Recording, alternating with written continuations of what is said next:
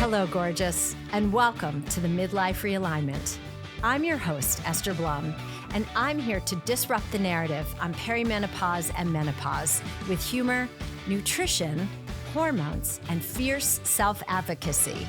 Together, we'll rewrite your story and the rules because there's a light at the end of the vaginal tunnel. Let's go. Today on the Midlife Realignment podcast, we are joined by Dr. Jacqueline Smeaton, who is the Chief Medical Officer at Precision Analytical and a naturopathic physician focused on infertility, reproductive, and genitourinary health. In addition to her private practice, Hello Fertility, she is a prolific teacher in the field of reproductive endocrinology and hormones and has trained thousands of clinicians on her treatment methodology. Dr. Smeaton has extensive leadership experience in integrative medicine, including as president of the American Association of Naturopathic Physicians, as an ambassador for the Academy of Integrative Health and Medicine, and a board member of the Integrative Health Policy Consortium. Jacqueline and I got down and dirty in this episode and really dove deep into the Dutch test, which I use in practice like nobody's business. So I hope you take notes and really enjoy the show. All right, Jacqueline, welcome to Westport, Connecticut. I'm so excited to be here and to see you in person and do the podcast in person live. It's great. It was so nice for you to travel down. So thank you for doing that. So Jacqueline and I, to give you all a bit of history, we had such a fun dinner together in Boston at A4M, and we cracked it open and we were like, we have to talk about this all on the podcast. Absolutely. So if I may ask, where are you in your own perimenopause journey right now? So I'm 45 and I'm at the early end of it where I would call myself late reproductive perimenopause borderline. So still regular cycles, although this last one was wonky for the first time ever, definitely heavier. And I'm starting to get the signs and symptoms of perimenopause, like hot flashes, but only at the times of my cycle where estrogen drops, just around ovulation and then again before my period, and like PMS is worse. And I never had that ever until a couple of years ago. So, at that point where I'm starting to see things, if I have a glass of wine before dinner, I get hot flashes or night sweats that night. So I can see that sensitivity and things are changing, but I'm not fully there yet, I don't think. Unfortunately, my husband's probably like, please make sure that this is the worst it's going to get. And when you say your PMS is worse, tell me about that. Well, it's so interesting because now, and I never had PMS. Like I was one of those people, one of those women where I never knew my cycle was going to come other than the calendar. I didn't get any symptoms. I'd never had a troublesome menstrual cycle. It was irregular as a teen, but then once it got started, it was fine. But now I find myself irritable, like short with my kids, short with my partner, dreaming about running away from it all, all of those things. And then I'm like, okay, don't make any major life decisions for like 3 or 4 days. And then 3 or 4 days later, I'm like, oh, actually, it's not so bad. I can do this. I have a bag some company sent me and it says, it's not me, it's my hormones. That's and I right. feel like we should just wear that during those weeks. You really should. There should be some kind of like sign. I know in the olden days, women would go to the red tent, right? For menstruation, a couple of days before, probably too, and just connect with other women. And they probably complained about everything in their lives in the red tent. Yeah. We need something like that just says like, please be sensitive with me. It's like when you have the children in car bumper stickers. We need that some days on our bodies that just says, be extra gentle. Or like a little sticker, like not today, fuckers, not today. It doesn't have to be anything, too dramatic. Just sign. Yeah, exactly. So what testing are you, if any, have you started doing testing on yourself, or are you just monitoring your symptoms and kind of hanging out for a bit? I have started testing. So first of all, I just got myself the Function Health membership, which is this, it's like a general wellness blood work. And I don't work for them or promote them or anything, but it's just the basic wellness stack, cholesterol, all of the screening that you need for wellness. It's for men and women. So it's not really hormone specific, although they do include hormones in that. And then also I've been doing a Dutch test on myself for a long time. And I work with Dutch, and it's a perk of the job that we get 2 tests a year as an employee. And so I do the most comprehensive one, which is the cycle map, a full cycle map plus the Dutch Plus altogether. We can talk about what those are. But I love that for women in perimenopause. And it's a gift to be able to access that regularly for myself so I can see what's happening. Yeah. So for those of you who don't know, the Dutch is a dried urine test for comprehensive hormones.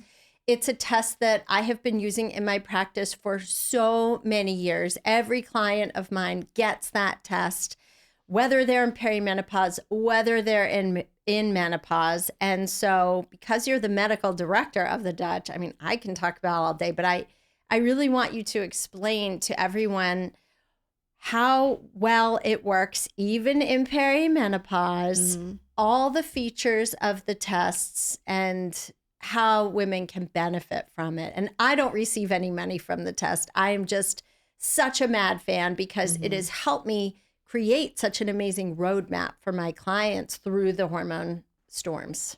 Well, first, thanks for saying that. We love your support. You've been a customer of ours for so long. Really valuable to us and really fun to watch on your journey as a clinician, an author, and now the podcast. Love everything that you're up to. With the Dutch test and with hormone testing generally, and I'll just say this in women's health, there's not a lot of testing that's done regularly. And there's a reason for that. Hormones are really hard to test. They're always fluctuating. In a lot of conditions, you don't need to test for hormones, meaning that or the value of them is limited. So like PMS, for example, a lot of times conventional doctors don't test hormones. There's only a couple of conditions when they really do, which would be PCOS and then irregular cycles or lack of cycle, not really irregular, but lack of a cycle. Yeah. You might get tested to figure out if it's an ovarian issue or a brain issue. But oftentimes testing is skipped and women are put on oral contraceptives instead because they're told they'll regulate their cycle. They don't really regulate it. They shut it down.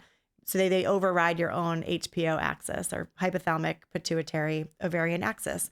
But when we do test with serum only, there's a lot of challenges to that. And the biggest things are that one, it's a single snapshot in time.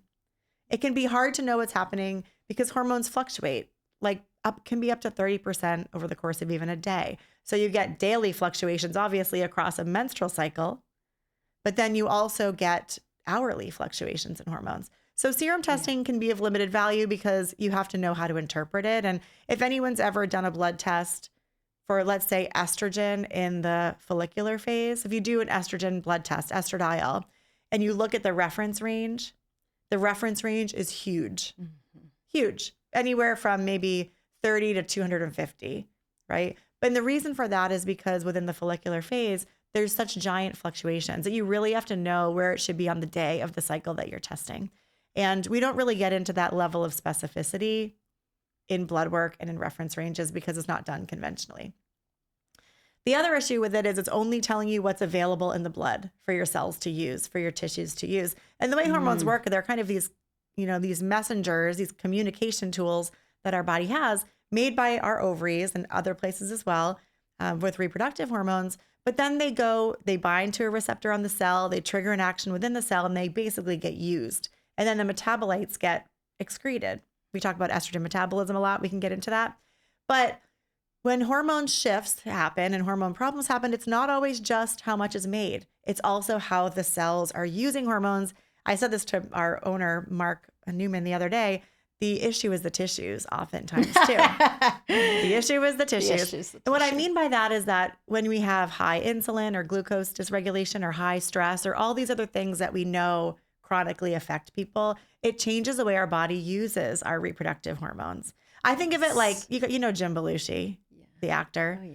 Well, if you saw him at I have this slide that I use all the time where he's at the Oscars and he's wearing this tuxedo and he looks like the most low-key pulled together man you've ever seen. And then you can see a picture of him in a toga from his Animal House days and he's wild, right? And you get a totally different impression. Our hormones are a bit like that. It depends who else is in the room on how they behave. When you look at Dutch testing, you can measure, what's in the bloodstream, in the blood. With Dutch testing, we look at urine metabolites also. We look at it over 24 hours for collection. So it's not just a snapshot, it's a whole day's worth. Yeah. And you look at the urine, so we're seeing everything that's collected. But what we're seeing in urine also is the metabolites, which tells us a lot about how hormones get used. And oftentimes, that's probably what you're seeing when you talk about it being helpful. It kind of unlocks a lot of hormone mysteries for people. Yeah. Well, what I also love about, to me, the hormone metabolites are helpful, but no provider is dosing per se off a Dutch. Right. But it's the methylation, it's how the hormones move through the liver that to me is the most helpful, because if a woman is already having PMS or symptoms of estrogen dominance, which is normal during perimenopause, it's kind of a relative dominance because your estrogen is on the wild roller coaster ride, but your progesterone is steadily declining. So then she can get super symptomatic if she decides to bring in hormones, which I'm all about early intervention. But if she is not moving those hormones through her liver nicely, she can have even more symptoms of estrogen dominance and feel more enraged and breast Absolutely. tenderness and bloating and irritable and brain fog even. So it's like get all systems going before Absolutely. doing the Dutch. Yeah, there's so much that goes into the proper use of hormones. You have to manufacture them, but you have to be able to metabolize them and excrete them. So let's talk about just estrogen, because this is the one you're chatting about. And it is so pertinent because in perimenopause, there is this relative dominance because your estrogen can go even higher than it went when you were cycling. Because when the ovaries aren't listening as great to the brain, I think of it like a parent and a child. If your brain is the parent and your ovaries are the child, if the ovaries aren't listening, what does the parent do? Raises its voice, right? It starts to yell. Like I said, make a follicle, make an egg. Let's get things going. And with that yelling, sometimes the follicle still doesn't get produced, but it produces, or in that stimulation, that overstimulation, that yelling, when it finally catches a good follicle, the estrogen will be sky high because the stimulation of the ovaries is so high. And then you're right, there's other cycles where you don't ovulate and then you don't make any progesterone. So that relative imbalance can really happen. But then on the metabolic side, in order to metabolize estrogens, have to have a healthy liver. Many of us don't due to years of abuse, right? Or that the daily glasses of wine, all the environmental chemicals. There's so many things that our liver processes now. Also genetics and methylation that you mentioned. You need good gut health. You need to have fiber in your diet. You need to have healthy microbiome. So much can strain that can make it worse, where you end up feeling a stronger effect of estrogen. And you're right, a lot of the symptoms come from that. Mm-hmm. And what I love too is, I don't receive any money from this company, but I do work with the GI map as well. Love that test. Which is Diagnostic Solutions Lab. And the GI map and the Dutch do speak to each other with the gut inflammatory markers. And because my clients come away out of the gate with so much information, we run blood work, Dutch, and GI map. And sometimes it's too many. There's so many different directions we can take with treatment. And often we do start with the gut first before I'll obviously do hormone support when we could talk about supplements and lifestyle to support that. But often I'll start with the gut, and the hot flashes can abate just changing the gut health, just getting the inflammatory markers and bacterial overgrowth under control. So it works so synergistically. So I love that you brought up gut health because with it is phase 3 of liver detox. So can you explain liver detoxification? Because that's a very foreign concept and most people's eyes glass over. I kind of liken it to cycles in a washing machine where basically your liver takes fat soluble hormones and turns them into water soluble hormones. That's a great way to think of it. But I don't know if you have any other insight, because you're such a great educator. Like, how do you tell women, what your liver does or how to support it or why it's even important? Yeah. Well, first of all, when we talk about detoxifying hormones, keep in mind our liver detoxifies everything. So there's a lot of similarities. Like when we get to the gut, you might have heard the term beta-glucuronidase. That is one of the really important enzymes that, can go up in a dysbiotic gut that recycles estrogens. Well, it's not just estrogen. It also recycles most chemicals. Because chemicals go through the same process in the liver to be made water soluble for excretion. So what we're going to talk about with estrogens is really important, not just for estrogen, but for really everything that our liver detoxifies. There's nuances to obviously depending upon the type of compound. But when we make an estrogen hormone, when it goes into the gut, it goes through several stages of change. The first one, it goes through hydroxylation, then it goes through methylation, but also sulfation, glucuronidation, all these other processes. And what that means is basically adding and taking away different chemical structures, if we remember this from high school chemistry and college chemistry, getting way back there, to make it water soluble. Then it gets packaged up in the gut and shuttled to the digestive tract through the gallbladder. And so you have to have proper gallbladder function. People who have their gallbladder removed, you don't get the kind of squeezing of the gallbladder juices into the gut at the right moment. It's just a constant dribble. So that can be challenging for detoxification as well. And then once it hits the gut, it has to have a place to be bound to, which is why fiber is so critical. It keeps your bowels moving. So if you're constipated and things are sitting longer in your GI tract, they're going to recycle more. And then your microbiome, like I'd mentioned, is critical to kind of keep things moving and prevent kind of undoing the liver's hard work and recycling your hormones back into your bloodstream. Yes, exactly. And so the third reason why I love the Dutch too is cancer risk and assessing cancer risk, because the myth, and I say it's a myth because it truly is, the myth that you have had a history of cancer or breast cancer. For a lot of women, they say that means I can't go near hormones. And that's absolutely not true. Now, again, I'm not an oncologist. I'm not a doctor. So full disclaimer, I'm not telling you what you need to personally do with your medical health if you're listening. But we're giving you the information to take back to your doctor, because if you are methylating well, if your detox pathways are supported and your estrogens are going down the right pathway, doesn't that decrease your risk of developing cancer? We don't know conclusively, but it should. We think it should theoretically, but their studies haven't been done on that to show whether it actually reduces the risk. So I want to say that first and foremost. Fair enough. However, it makes a lot of sense. We do know that there's a connection. There's a lot of data out there. And I actually just interviewed Dr. Amy Killen on the Dutch podcast. Really nice. And we did cover, because she did a lot of research on this and shared this great chart on her Substack. She evaluated all the literature out there. And there were some differences in how we look at the data and she looked at the data, but it was a great conversation. And ultimately, what we see when we look at the data, the strong data on the good, solid research, is that the 2-OH pathway, the 2-hydroxy pathway, it seems to be the most preferred. We used to say protective. Now it's a preferred, meaning that when it goes down that pathway, 'cause there's a couple of different pathways estrogen can take through that phase one detoxification, there seems to be the least amount of trouble with it. The 16-hydroxy pathway tends to be very estrogenic, so it can add to that overall load of estrogen. Just like people have heard oftentimes of DHT with testosterone, DHT is what causes male pattern baldness. It's a metabolite of testosterone, but it's about 3 times stronger.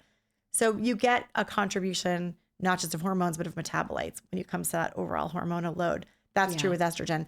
The 4-OH pathway is the one that people want to avoid, because the 4-OH pathway, when it's in its intermediate phase, can bind to DNA and cause damage. That's the one that we are concerned about being linked with breast cancer. So we want to shift things towards a healthier pathway. There's lifestyle and nutritional things that can be done for that.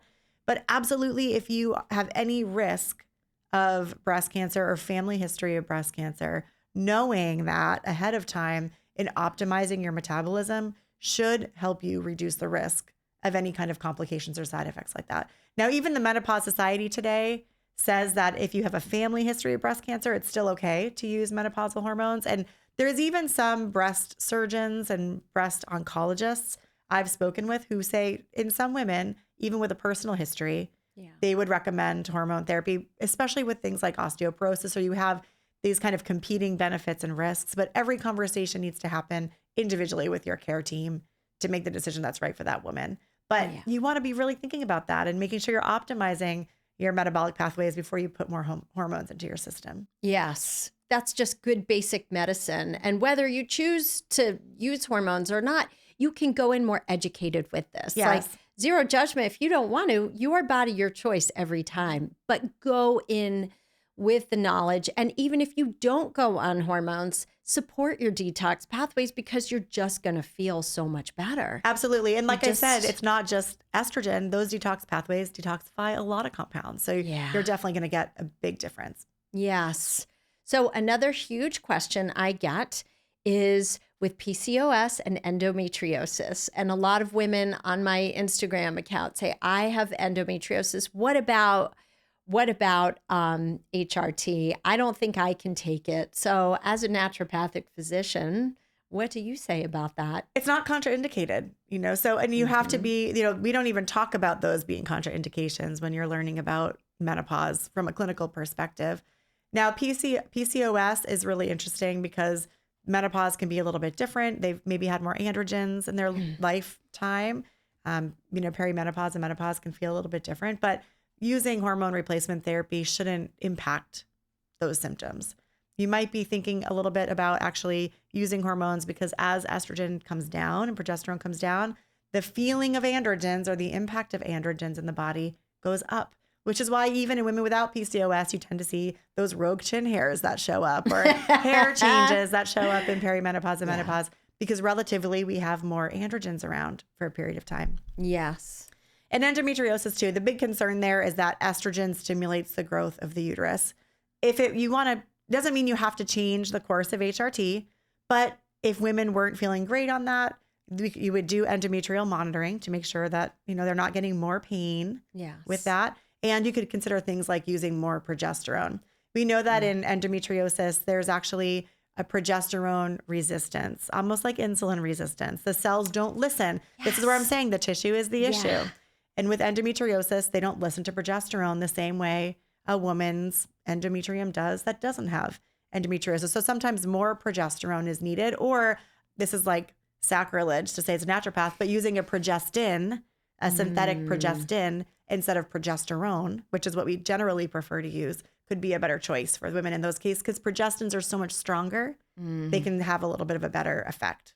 So like an IUD or a localized? IUDs are awesome. Yeah, IUDs are awesome. That's localized. It's concentrated in the uterus. It allows you to get a lot of progestins there. For women who had endometriosis spread to other areas, they could consider a different kind of progestin, like an oral. But IUD is a great choice. Like an IUD with a patch would be a really nice option. That's so interesting. And have you seen women use an IUD with oral progesterone for just the sleep, brain, mood benefits as well? Yeah, there's no reason you can't. And I know, again, conventionally they say progesterone's not needed. I think we're going to see that change in the next 5 years where I do believe that the way the data is looking, we might start to see some general recommendations change where women, even without a uterus, will be given progesterone. Yes. And just circling back to our conversation a minute ago, also women with fibroids, again, I get a lot of questions saying, I started estrogen and my fibroids grew like crazy. And, should I not have done this? And from what I have been taught by mentors like you is it really doesn't have enough of a bearing on growth. But what's your perspective? I mean, well, let's talk about the exposure to estrogen because fibroids and endometriosis are driven by estrogen. And generally, women who go through a natural menopause, their fibroids shrink back in menopause. That happens often because there's less estrogen around. But let's talk a little bit about how much estrogen is given during menopause. Now, in the cycling female, you are looking at getting up to pretty high levels of estrogen, let's say like 150. When we're getting into estrogen replacement therapy, postmenopausally, you're not getting anywhere near that level. We actually look at it on the Dutch test. We have this dial that shows you the postmenopausal range in purple. You know this, you see it all the time. And then the luteal range in green. Now, the luteal range of estradiol is still lower than the follicular range in women. But what we're aiming for with HRT is a space between postmenopause and cycling. So you're not really even getting into the luteal ranges of estrogen. In some cases, you might, if women aren't feeling good and they need more, but still probably the lower third to half of that range, not getting up into the upper ranges, which is a lot less estrogen than women get when they're cycling. So the relative impact should be much less. And I really don't see very often that fibroids get worse than they were when women were cycling. And I bring this up too, because full stop, for whatever reason, my body needed a ton of estrogen. I had a hysterectomy 2 months ago and I had 8 fibroids and I had been on a higher dose of estrogen. And I went to my doctor. I said, did I do this to myself? Did I screw myself? And she was like, no, this is just also part of perimenopause because your estrogen is cycling so much. And I look at my mom who had a grapefruit-sized fibroid, and she wasn't on estrogen at all. She had a hysterectomy when she was 49. But still, you wonder, even as a clinician, even with all the information, you want to make sure that, you're not misleading anyone or leading anyone astray. And it's good to be asking those questions. And right now, the data doesn't seem to show that for women, estrogen is unsafe unless they have a personal breast cancer history. That's really the group. Some cardiovascular risk we want to be careful of. But fibroids, endometriosis, PCOS, none of those things should hold a woman back if she feels like, a menopausal hormone therapy is the right choice for her. And I love the fact that you brought up just bringing in higher dose progesterone to really keep the estrogen in check. It's so safe and incredible. It really saves lives. Yeah, absolutely. And we're looking at progesterone to counter the growth effects of estrogens. That's why progesterone is given. But really in our circles, we really see a lot of the other benefits of progesterone too. Yeah. And I feel like it saves marriages too. Like with that PMS, I'll never forget the day I knew I needed progesterone. Like my son said something, he was, probably 13 or something. And he just was being such a dick. And I was like, dude, and he snapped at me. I snapped back and I slammed the door. I walked out and slammed it really hard. And I stood there. I was like, I think it's time I need progesterone. And it really takes that edge off. I feel like there's a time, when you're younger and cycling, when chaste tree really helps, during your menstrual cycle to kind of eke out that production of progesterone. But once you are in perimenopause land, it's like pull out the big guns and start introducing it. Totally. Well, first of all, before we get into anything else, 13-year-old boys are a project in and of themselves. We have 5 kids at home, 4 boys and a girl. So our 3 oldest are 17, 15, and 13-year-old boys. And they are hilarious and they bring so much joy to my life. But then there's also those moments where they're just really tough. Yeah, so want to just honor that. But thank God progesterone's around for that. Thank God, because I used to tell him all the time, you're lucky I take progesterone because I would have thrown you out of the house a long time ago. And there's no filter. There's no frontal cortex. You're in a hormone storm. I mean, I used to joke. And they are too. And they are too. Right. Yeah, absolutely. I think it's really interesting because I think about perimenopause and menopause as like women go through puberty twice. And if you think about the way we talk about teenagers and the way their brains change during that hormonal shift, like this is hopefully for women, you're hearing this as a positive or as a okay, finally it makes sense. We're going through that again as hormones shift again. So it's something to be thoughtful of.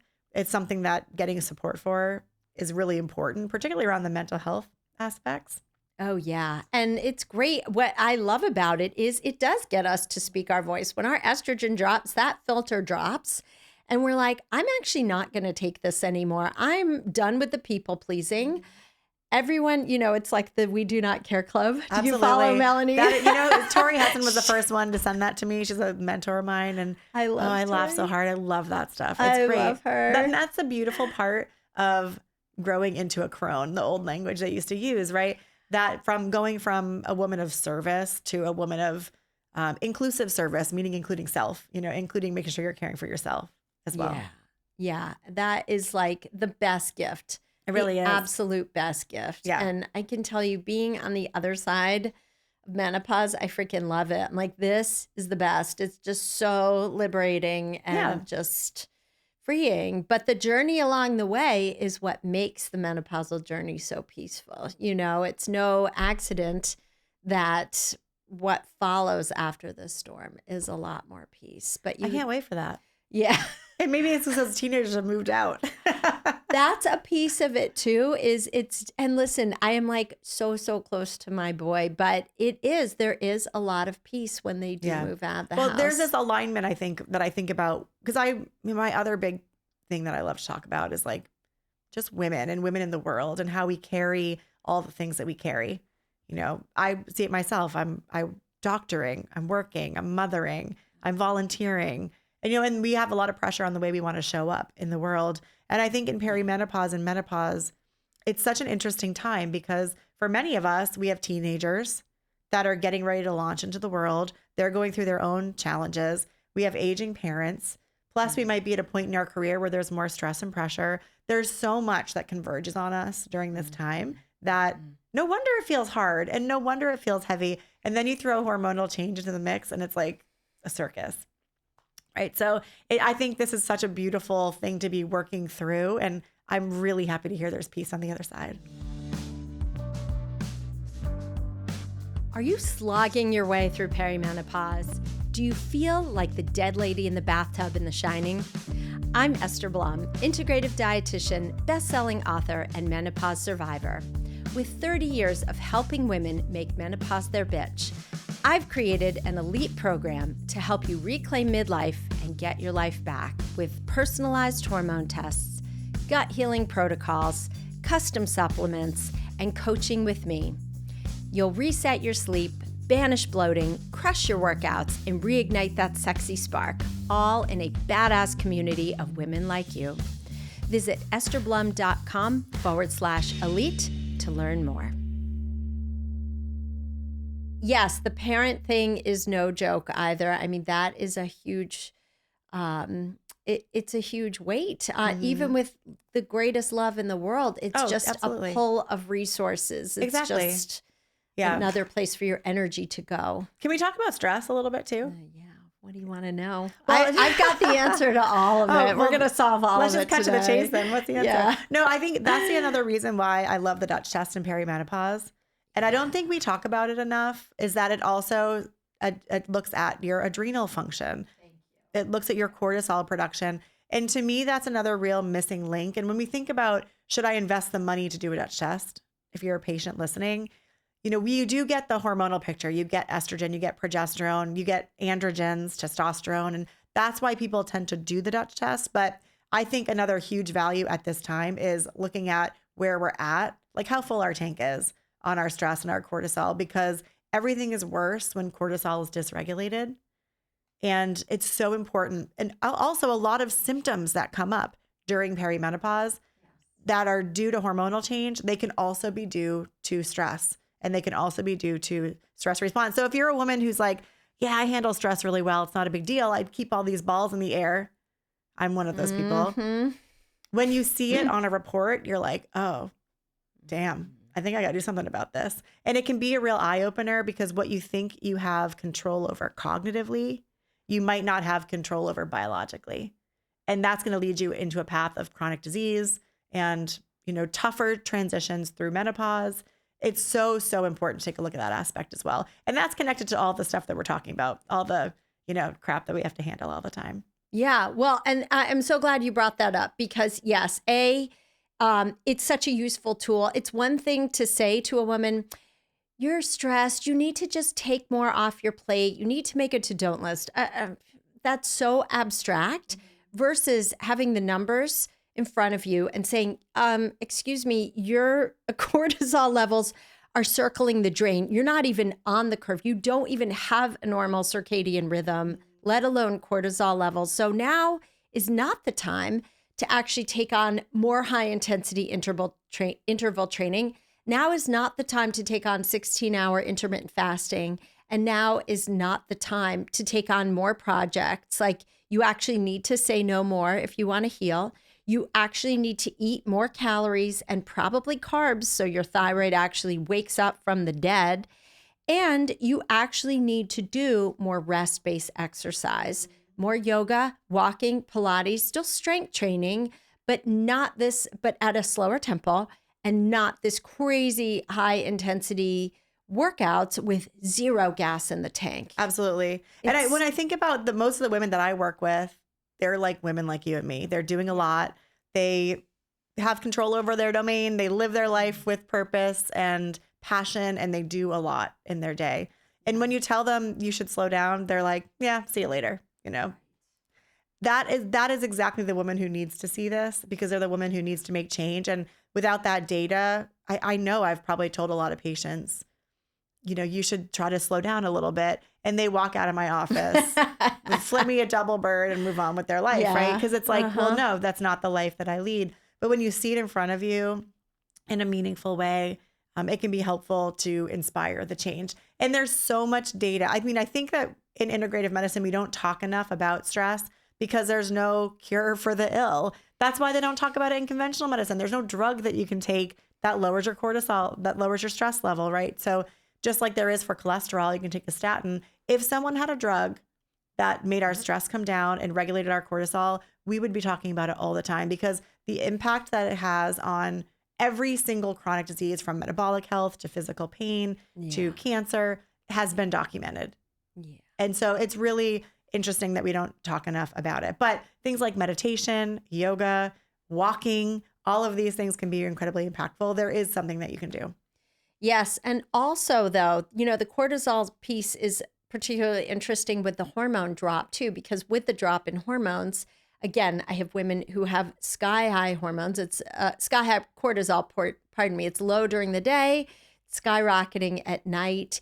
And again, when they go, whether their cortisol curve is skyrocketing at night, or I've seen rock bottom cortisol. And when we bring in hormones alongside nutrients and plant medicine, herbs, good food, some supplements, that also seems to really balance out cortisol. I mean, not seems, it does. It absolutely does. And then does. when we retest the Dutch, it's like, there's the before and there's the after. And they can really monitor and say, okay, this actually works. And first of all, they just start to feel better. Again, because the test gives you a roadmap. I'm not a magician, I'm a dietitian, but the tests say, this is exactly what's happening in your body. Here's how we're going to correct it.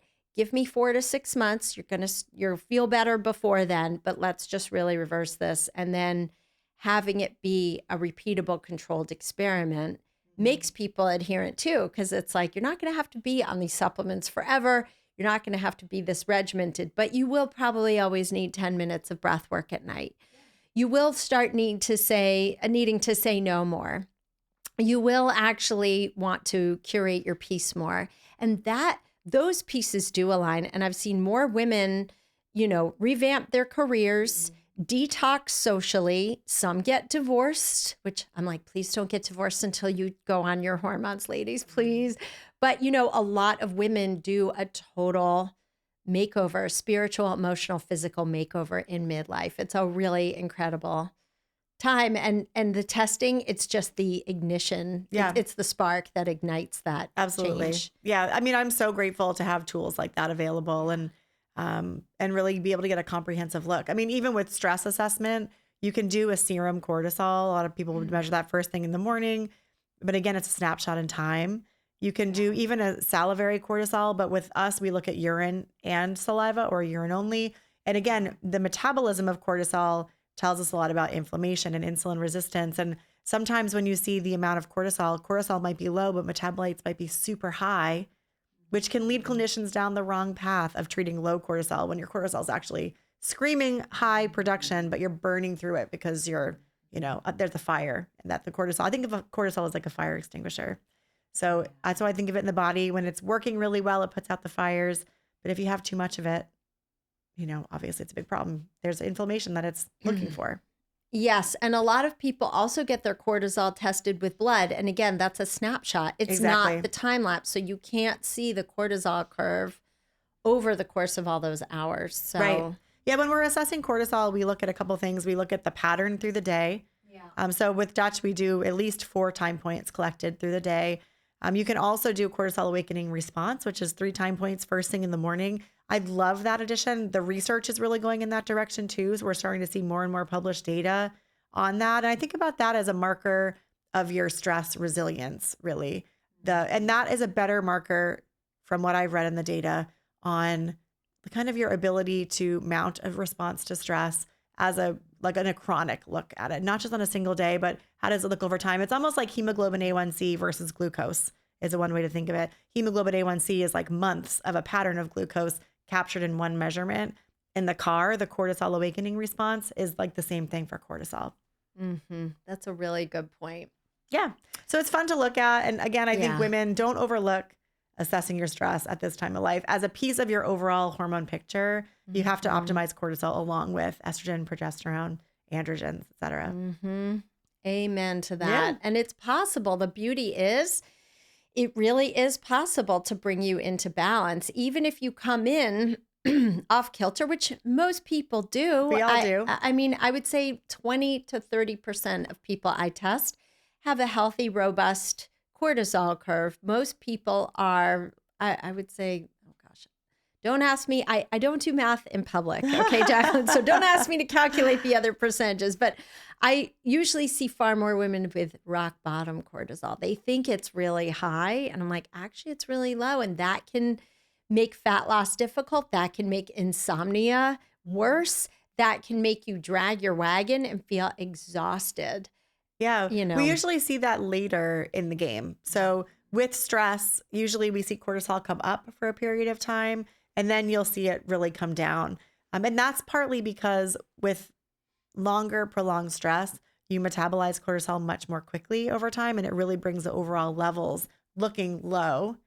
And it can really be problematic, like you said. So definitely, if you have mood changes during the day, you have certain times of day that if you're waking up feeling exhausted, or you feel exhausted certain times of day, if you have trouble sleeping at night, these are all things that would lead me to say, let's take a look at that. I want to switch gears for a minute because you are a midlife mama. You have 5 kids, which is just amazing. What tools do you bring in to your day that really are supporting you right now, whether it's diet, lifestyle, supplements, exercise? Yeah. So I think that, I'm a naturopathic doctor. I've always been interested in health. One, I never have liked swallowing pills. So I'm not a big supplement junkie. I'm much more likely to try to build a routine that works for me. Nutrition's been the easiest part my whole life. I've always loved fruits and vegetables. I love to cook, eating healthy, eating well. I feel like I have that dialed in. The piece that never came together for me is the exercise piece. I did, not marathons. I did mini triathlons for a long time. That kept me active. I played sports as a kid. But then during the time that I was in medical school and having babies and raising babies, it became really difficult for me to get into a regular routine. Life's just too busy, and I kind of sacrificed that.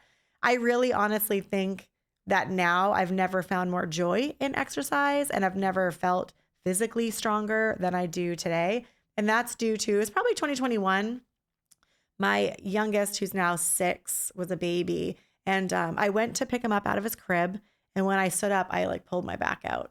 And I thought, damn, if I can't lift my kid out of my crib without getting hurt, I'm not well positioned for the future. This is not a good thing. And I really wanted to change things. And so anyway, healed from that injury, started lifting weights, and I love it. And so that weight routine, the workout routine, is really big. I did a combination of HIIT workouts and weight training, but now I really just do walking and weight training, big walker. So morning light, I live we have the sunrise in our big windows, so we get a lot of light in the morning.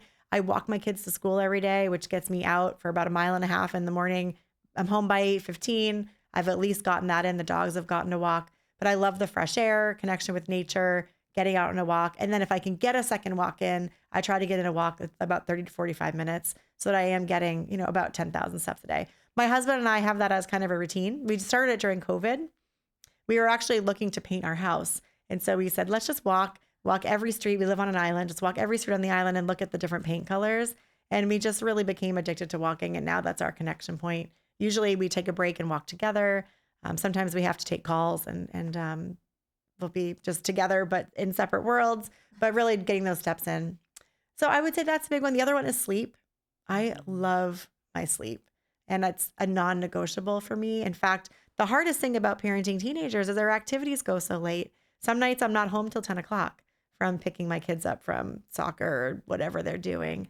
But I really try to get to bed at a regular time. Usually I'm in bed by 9:30. I'm asleep by 10:30, and then up for the day. So I think just those regular things, having a routine, I really think routine's super important for women, and making sure you're getting in the things and prioritizing those things that are so critical for your wellness. 100%. So you don't take any supplements at all or I'm herbs? sporadic. So I do, I take carnitine regularly. I'm great with powders. So I should say that. Pills never were a thing for me. So I found a couple of powders that I really like. One of them is this mitochondrial support product from BioClinic Naturals. It tastes really great. I put a scoop of it into 32 ounces of water.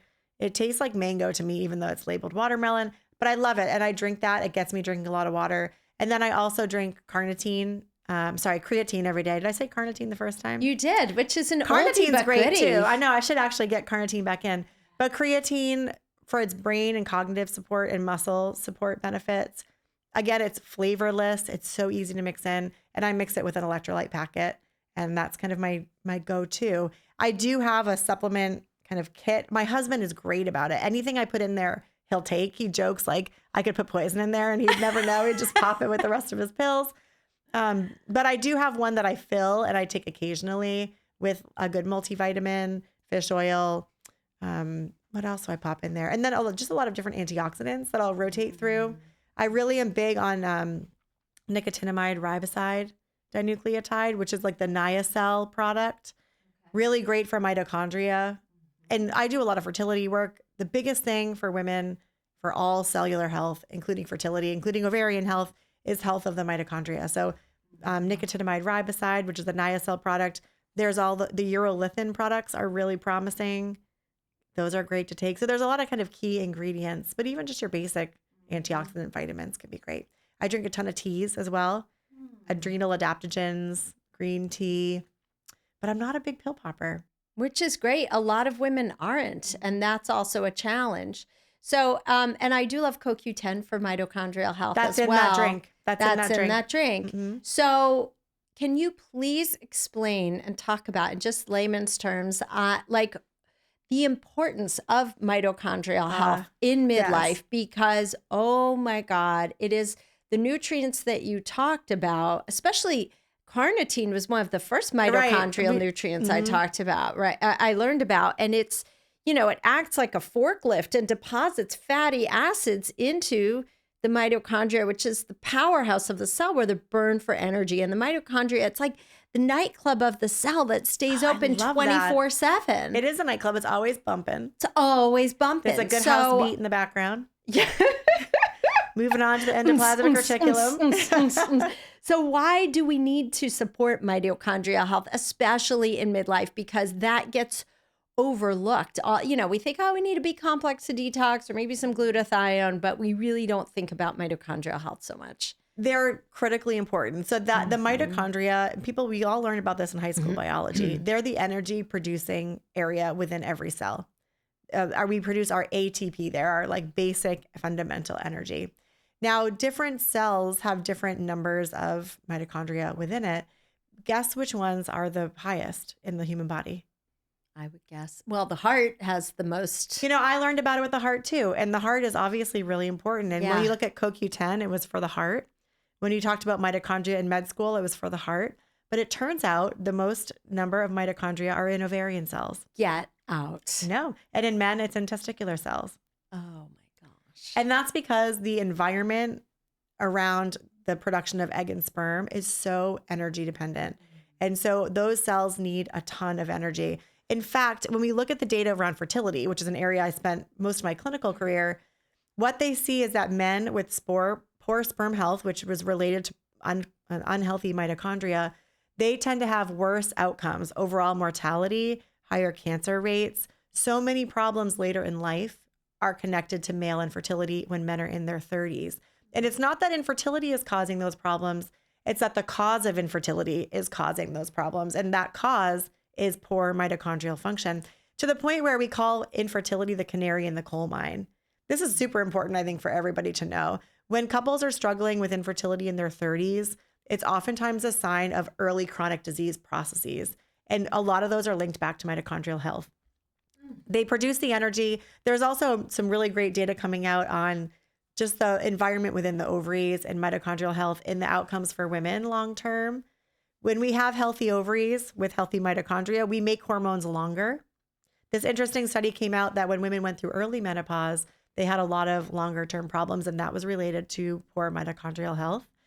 But what we want to do is have that, that party running 24/7, amped up and fueled with vitamins and CoQ10 and all these nutrients so we can make energy. All of our cells need to make energy. And what we start to see is that when that comes down, our inability to make energy happens, then all of our cells can't sustain themselves and we get sicker. Mm-hmm. But even I look at how beautifully you're doing, aside from, okay, so you have some PMS symptoms, but you're not complaining of insomnia. Okay, yes, booze triggers your hot flashes. That's, but otherwise, are you getting a lot of hot flashes? No, really No. just night sweats when I'm drinking for the most part. Yeah. But thankfully not that often. But your symptoms are amazing. And two foundational pieces you are doing are supporting mitochondrial health and strength training. Yeah, absolutely. Strength training is so huge. I mean, absolutely. I think the earlier you start, the better off you are. You can build muscle postmenopausally even. However, it's harder to do that. Starting sooner, starting in your 20s, 30s. I mean, you want to really be in the building phase. I actually love the cultural shift that's happening around this, by the way, where we used to all want to be skinny. I feel like even in teenage girls in their 20s, there is a shift to becoming stronger. Yes. And that is like the best. They are going to be so well positioned later in life. Yes, absolutely. Well, I'm going to come back to that, but I just want to stay on topic for a second so I don't forget, is when you are strength training and building more muscle, you are building more mitochondria. That's right. In your cells. That's right. So that is also, I think, a huge tenet of your personal success and why you're feeling so much better. And I'm in a community of healers, but also a lot of strength coaches. And the female strength coaches can have very low androgens and very low testosterone, but they don't have the symptoms. They are far less symptomatic because they have so much lean muscle to still support the mitochondrial health. That's so throughout. interesting. So this is just observational. Yeah. But we need more research on it. But just anecdotally. Well, look around. I'll never forget when I was, younger, my oldest cousin, because my dad was one of 8 kids. I have 35 first cousins, like big family. My oldest first cousin, Carla, she's beautiful and she hasn't aged. And she's probably, God, I don't want to get it wrong because if I said it out loud, but she's probably like late 50s, 60s. She looks so young. And I've always noticed that through my whole childhood. And the biggest thing I've noticed is she has always been an exercise enthusiast. And I really do think exercise is the fountain of youth. It's, you move it or you lose it. It's a fountain of youth. It keeps your mitochondria strong. And it's such an important piece of a longevity protocol. Well, and it grows brain cells. Absolutely. I mean, it grows neural pathways. Yep. It's an antidepressant, anti-anxiety. And, post-hysterectomy, my doctor said, the sooner you move, the better you were. And I had friends visiting me, and I was the one who was post-op going for longer walks than they were. And I was like, way to go. They said, wow, my hysterectomy recovery took 4 to 6 weeks and I couldn't move. I was like, I probably overdid my walking a little and had to cut back. But I was back up to my 6 miles within a couple weeks. So recovery is easier when you're healthier and you're stronger. It is. Mm-hmm. It is. And the strength training, now that's coming back. But it really does make a difference. And you don't have to be a bodybuilder. Just the consistency and continuity. And the biggest barrier I find in a lot of my clients, and I struggle too, is the fatigue during perimenopause that, I'm too tired to work out. I don't have the energy because I'm not sleeping. So first, obviously, we do the Dutch, we fix cortisol, blood sugar imbalances as well, and getting optimal protein and fiber for blood sugar stability. The next is getting out in the morning, regulating those circadian rhythms with light on our eyes first thing in the morning, and then some strength training and regular bedtimes. And that can help you feel and some supplements here and there. And that is, menopause 101, perimenopause 101 of just some great foundations. Yeah, I couldn't agree more. And it's interesting because I think everyone's looking for like the sexy new hack. And the truth of the matter is it's not some hack. It's the daily consistent basics. Yeah. And we're overlooking them, looking for, a magic wand.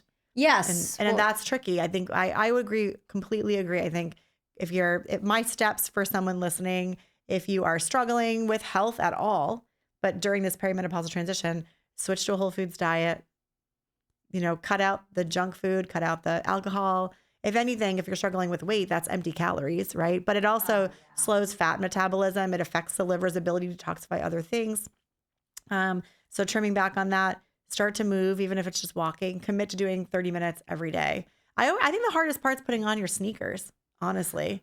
Once you get into the habit of doing it, just getting out and moving, focusing on sleep, it's the basics. It's a non-negotiable. And yes, I mean, so many people are, running around buying weighted vests and EMF or red light mats and, so many things that are perceived to help us, but we overlook the basics. It's the same with exercise. So many people want all this fancy equipment. It's like, just have a couple sets of dumbbells and do some squats, lunges, push-ups. The foundations work. You can do them over and over again. Over and over. Yeah. And I will say, like, when I started to work out and I, lost weight, trimmed up, like kind of lost the baby weight, got more fit, all I had was a single set of weights that my husband bought me that have like the adjustable weight. And it was 2 weights that adjusted from 5 to 25 pounds. And I used those for about a year and a half. And then I had to get heavier weights. Now we have a tonal, which I love. But I still love using the free weights too. But it was basic. It wasn't anything sexy or exciting. There were even ones where when I didn't have light enough weights, I literally used soup cans to do like lateral raises when I was first getting started. It was so basic. Yes. And then you grow over time.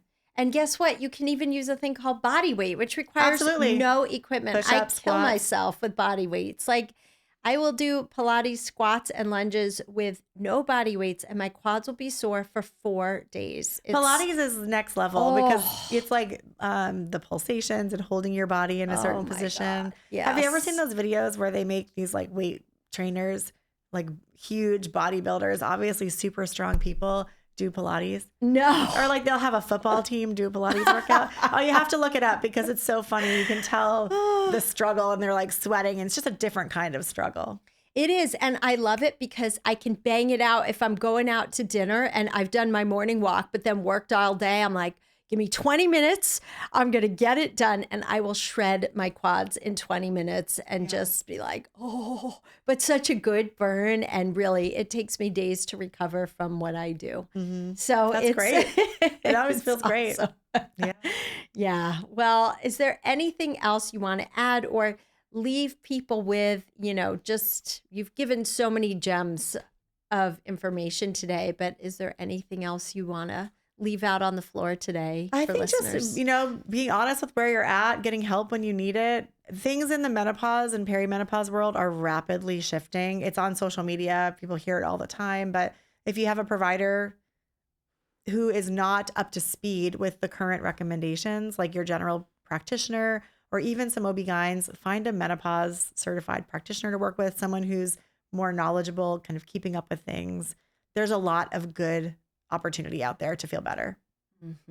Yes, absolutely. And if you want to learn more about the Dutch test, you can go to just DutchTest.com. We have a ton of videos and education. If you're a healthcare practitioner and you sign up for an account, we have courses on HRT, menopausal hormone therapy. We have courses on perimenopause. I teach both courses. Fabulous. Everything from the physiology behind it to medication, lifestyle, everything. Yeah, you give the Dutch, shout out to the Dutch for doing such amazing provider support. I have many of my mentors are from the Dutch team. We have an awesome team. Yeah, we love when docs call in to look over their patients' test results. We have a team of 13 doctors who talk through, and nurse practitioners as well, who talk through the results. They're really experienced and give great recommendations. Yeah. Well, thank you so much, my queen. Love Thanks having for having you here me. today. Great to see you.